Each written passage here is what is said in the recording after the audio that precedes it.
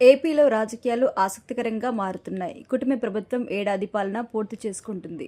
3 పార్టీలు ఇదే సమయంలో సొంతంగా తమ బలం పెంచుకోవడంపైన ఫోకస్ చేశాయి. అయితే టీడీపీ మహానాడు ద్వారా పార్టీలు లోకేష్ జోష్ పెంచే ప్రయత్నం చేస్తోంది. బీజేపీ కూటమిపైన పట్టు బిగించింది. తమ నేతలకి పదవులు ఇప్పించుకోవడంలో మాట నెగ్గించుకుంటుంది. ఇక పవన్ పార్టీ పరంగా ఎలాంటి ప్రధాన నిర్ణయాలు లేవు. ఇప్పుడు సొంత పార్టీలోని కొందరు ఎమ్మెల్యేలపైన వస్తున్న ఆరోపణలు, పనితీరుపైన పవన్ సీరియస్గా ఉన్నారు. దీంతో సంచలన నిర్ణయం తీసుకున్నారు.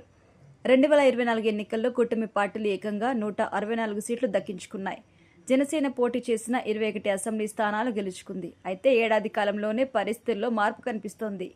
అవినీతి పెరిగిందనే ఆరోపణ తారాస్థాయికి చేరింది. ఎమ్మెల్యేలు అవినీతిలో భాగస్వాములు అవుతున్నారంటూ పెద్ద ఎత్తున చర్చ కూడా సాగుతోంది. కూటమికి పట్టం కట్టిన గోదావరి జిల్లాలో ఈ చర్చ ఎక్కువగా వినిపిస్తుంది. జనసేన ఎమ్మెల్యేలపైన ఆరోపణ కూడా వస్తుంది. దీంతో పవన్ ఈ వ్యవహారంలో ఎమ్మెల్యేలు ఎవరెవరున్నారనే కోణంలో ఆరా తీస్తున్నట్టుగా తెలుస్తోంది.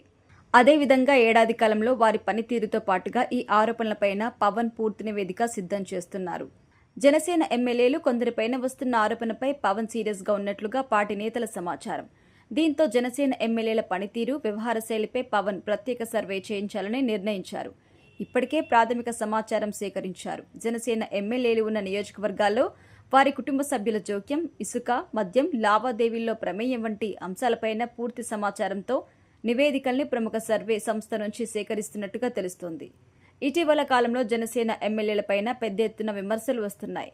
దీంతో పవన్ అలర్ట్ అయ్యారు. ఆ సర్వే సంస్థ ఇచ్చిన నివేదిక ఆధారంగా జూన్ 3వ వారంలో పార్టీ ఎమ్మెల్యేలతో ప్రత్యేక సమావేశానికి పవన్ నిర్ణయించినట్టుగా సమాచారం. అవినీతి, బంధుప్రీతి ఆరోపణ ఉన్న ఎమ్మెల్యేలపైన కఠిన చర్యల దిశగా పవన్ సిద్ధమవుతున్నట్టుగా పార్టీ నేతల్లో చర్చ జరుగుతోంది. దీంతో పవన్ నిర్ణయాలు ఏంటి అనేది ఆసక్తికరంగా మారబోతోంది.